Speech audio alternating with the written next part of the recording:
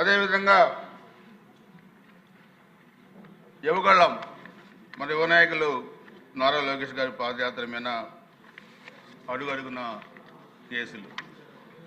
పొంగనూరులో వాళ్లే గొడవ చేసి మా అధినేత మీద 307 కేసు పెట్టారు.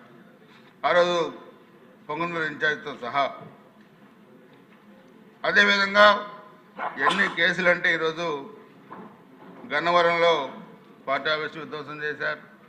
సాక్షాత్తు తెలుగుదేశం పార్టీ రాష్ట్ర కార్యాలయం మీద దాడి చేశారు. దాంట్లో సరిగా కేసులు పెట్టే పరిస్థితి కూడా లేదు. ఆ రోజు ఎమ్మెల్సీగా ఉన్న అశోక్ బాబు గారి పైన కేసు పెట్టారు. నర్సీపట్నం మున్సిపల్ కార్యాలయంలో మరి లచ్చభద్ర గారి ఫోటో తొలగించారని మీరు మాట్లాడితే మేమేం కూడా కేసు పెట్టి అరెస్ట్ చేసే పరిస్థితికి వచ్చారు. ఓ వివాహానికి హాజరైన మాజీ మంత్రులు యనమల రామకృష్ణుడు గారు, నిమ్మకాయల చంద్రాజప్ప గారు, మాజీ హోంమంత్రి గారి మీద ఎస్సీ ఎస్టీ అట్రాసిటీ కేసు పెట్టారు. అదేవిధంగా మాచర్ల ఎన్నికలకి స్థానిక సంస్థలకి పార్టీ పరిశీలనగా వెళ్ళిన బోండా ఉమ్మా గారు, బుద్ధా వెంకన్న గారి మీద ఆ రోజు వైసీపీ అల్లరి మొక్కలు ఏ విధంగా దాడి చేశారో మనం చూసాం అధ్యక్ష. అమరావతి రైతులు ఎటువంటి భాష ఉపయోగించారు రైతుల మీద, మహిళా రైతుల మీద భూములు ఇచ్చి ఈరోజు ఈ అసెంబ్లీలో మనం కూర్చొని మాట్లాడుకొని చర్చించుకొని చట్టసభల్లో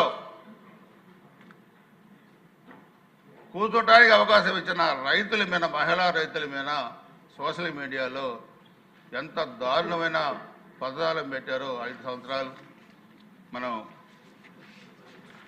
గుర్తు తెచ్చుకోవాలి. 5 సంవత్సరాలే కాదు, నిన్న మొన్న కూడా టీవీ డిబేట్లో అమరావతి మహిళలపై ఏం వ్యాఖ్యలు చేశారు, ఎందుకు చేస్తున్నారు? ఒక వైసీపీ సోషల్ మీడియా ఒక వ్యక్తి ఆధ్వర్యంలో పెట్టి దాంట్లో వందల మంది పనిచేస్తూ టీడీపీ నాయకుల కుటుంబ సభ్యులపై అమానుషమైన ఫోటోలు అధ్యక్ష. డెమోక్రసీలో ఎవరు ఎంత ఉన్నతమైన పదవుల్లో ఉన్నా లేకపోతే లక్షల కోట్ల రూపాయల ఆస్తులున్న ఇండస్ట్రియలిస్టులైనా ఒక గౌరవంగా బతికే సమాజం మంది. పెద్ద స్థాయిలో ఉండొచ్చు, కింద స్థాయిలో కూలి పని చేసుకునే వ్యక్తి అయి ఉండొచ్చు, కానీ ఎవరి గౌరవం వాళ్ళకు ఉంది ఈ సమాజంలో. రాజకీయాలుగా మాట్లాడాలి. అధికారం ఎవరికి శాశ్వతం కాదు, కానీ అధికారం మాకు శాశ్వతం అనుకొని చెప్పి 1924 మధ్య ఈ చట్టసభని ఏ విధంగా, ఈ గౌరవ సభని ఏ విధంగా గౌరవ సభగా మార్చారో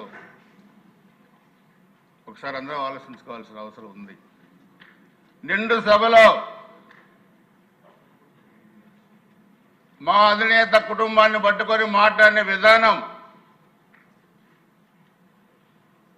అంత రాజకీయ చరిత్ర కలిగిన ఒక మహర్షి కంట తడిపెట్టిన విధానం మనం చూస్తే ఆ రోజే వైసీపీ ప్రభుత్వానికి వాళ్ళ గొయ్యి వాళ్ళు తవ్వుకున్నారు అధ్యక్ష. వాళ్ళు ఆ రోజే పతనావస్థకి నాంది పలికారు. అసలు ఆ భాష మనం చూస్తే ఆ రోజు మంత్రులుగా ఉన్న కొంతమంది భాష కానీ, తాడేపల్లి స్క్రిప్ట్ ఏ విధంగా అమలు చేశారు, ఇది మాట్లాడమంటే మాట్లాడాలి. తాడేపల్లి స్క్రిప్ట్ పంపిస్తే పోలీస్ అధికారులు కూడా చదవాలి ఇక్కడ, లేకపోతే ఆ వీడియోలు తెప్పించుకొని చూస్తారు. తాడేపల్లి కొంపలు ఎవరిచ్చారు వీళ్ళకి అధికారం అని అడుగుతున్నాను. గతంలో ఈ సాంప్రదాయం లేదు. ఎంతోమంది ముఖ్యమంత్రులు ఉమ్మడి ఆంధ్రప్రదేశ్లో పనిచేశారు, సాంప్రదాయాలు నెలకొల్పారు. రాజకీయ వర్గ విమర్శలు ఉండేవి. అధికార పక్షాన్ని ప్రతిపక్షం క్వశ్చన్ చేస్తుంది, తప్పులు చేస్తే సర్దిద్దుకోవటానికి సలహాలు ఇస్తుంది. కానీ నువ్వు ఇది మాట్లాడు, అలా తిట్టు, ఇలా తిట్టు అంటే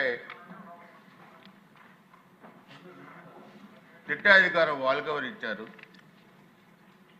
పడే సహనం మనకెందుకు ఇచ్చారు? సహనానికి దేనికైనా హద్దు ఉంటుంది. కానీ మేమే ఏమైనా చేయగలుగుతాం, మా ఇష్టారాజ్యంగా మాట్లాడతాం, మేము మాట్లాడితే మీరు పడండి, ఇది వైసీపీ వాళ్ళు అనుకుంటున్నారు అధ్యక్ష. అది కాదు, అంతకన్నా ఎక్కువగా మాట్లాడగలుగుతాం. వాళ్ళు ఒకటి చేస్తే మేము 10 చేయగలుగుతాం. అటువంటి సైన్యం మా పార్టీలో ఉంది. కానీ ఇక్కడ మాకు ఒక లక్ష్మణ రేఖ మాకు గీశారు అధ్యక్ష. చంద్రబాబు నాయుడు గారు మాకు చెప్పారు, మేము 94లో ఎమ్మెల్యేలుగా వచ్చినప్పుడు 95లో సార్ ముఖ్యమంత్రి అయిన తర్వాత మాకు చెప్పారు, రాజకీయాల్లో కొంతమంది వ్యక్తులకు మాత్రమే ఒక అరుదైన అవకాశం వస్తుంది.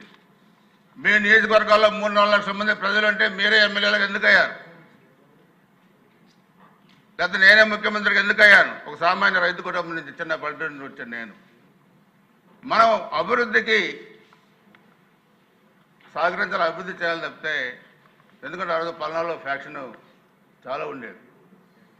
ఒకసారి నేను అడిగాను, సార్ 94-2004 మనం చాలా సహకరించాం అభివృద్ధికి, కానీ ఇప్పుడు గొంతులకు వస్తున్నారు, ఏం చేయమంటారంటే ఒక మాట చెప్పారు, ఫ్యాక్షన్ అనేది ఒక ఊబి లాంటిది, దాంట్లో దిగితే పైకి రాలేవు శ్రీనివాస్, అది మనకు వద్దు, అభివృద్ధి వైపు వెళ్ళాలన్నారు. ఆ లక్ష్మణ రేఖే ఈరోజు వైసీపీ వాళ్ళని కాపాడింది, కానీ వాళ్ళేం పెద్ద ఎరగదీసే మగవాళ్ళే కాదు అధ్యక్ష. 5 సంవత్సరాలు మాట్లాడారు, ఈరోజు మరలా మాట్లాడుతున్నారు, మేము అధికారంలోకి వస్తాం, 7 సముద్రాల అవతల ఉన్నా చేసుకొని ఎరగదీస్తాం. ఏం చేస్తారు అధ్యక్ష? ఏ ఎరగదీస్తారు? ఇలాగ ఏముంది ఎరగదీయటానికి? పర్యటనలకు పోతే రప్పారప్పని నడుకుతాం. రాజారెడ్డి రాజ్యాంగాన్ని పాలనలో అమలు చేస్తాం, పెద్ద పెద్ద ఫ్లెక్సీలు పెట్టారు.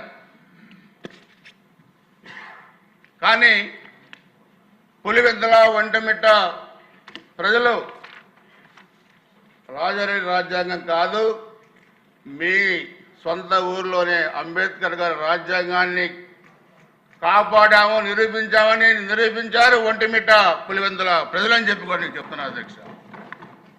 మీరెవరు రాజారెడ్డి రాజ్యాంగాన్ని అమలు పరచడానికి మీకు ఎవరిచ్చారు హక్కు?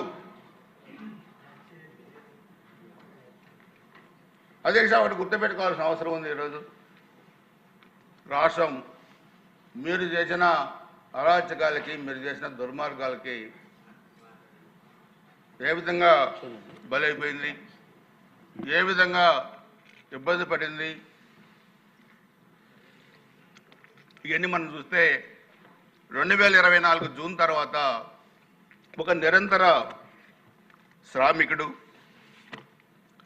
ఒక సైబరాబాదు సృష్టికర్త, ఈరోజు అమెరికా అధ్యక్షులు సైతం గతంలో ఆశ్చర్యవందేలా భాగ్యనగర్ రూపురేఖలు మార్చిన అద్భుతాల శిల్పి, రాష్ట్ర అభివృద్ధిలో నిరంతర శ్రామికుడు, ఆటుపోట్లకు ఏమాత్రం అదరని బెదరని దీశాలి, రాజకీయ ముసుగులో వికృతాలుగా పాల్పడే ముష్కరగలు ముచ్చంపలు పట్టించే రాజకీయ దురంధరుడు, ఏం మత్తలేని నిష్కలంక నాయకుడు, కష్టకాలంలో ఉన్న ఆంధ్రప్రదేశ్ని ప్రగతి పట్టాలపై ఈరోజు ముందుకు నడిపిస్తున్న నిరంతర శ్రామికుడు నారా చంద్రబాబు గారి నాయకత్వంలో రాష్ట్రం ప్రగతి పదంలో ముందుకెళ్తా ఉంటే వెనక మరలా గోతులు దవ్వే కార్యక్రమాన్ని చేపడుతున్నారు. రాజధాని కట్టకూడదు, పరిశ్రమలు రాకూడదు, పెట్టుబడులు రాకూడదు.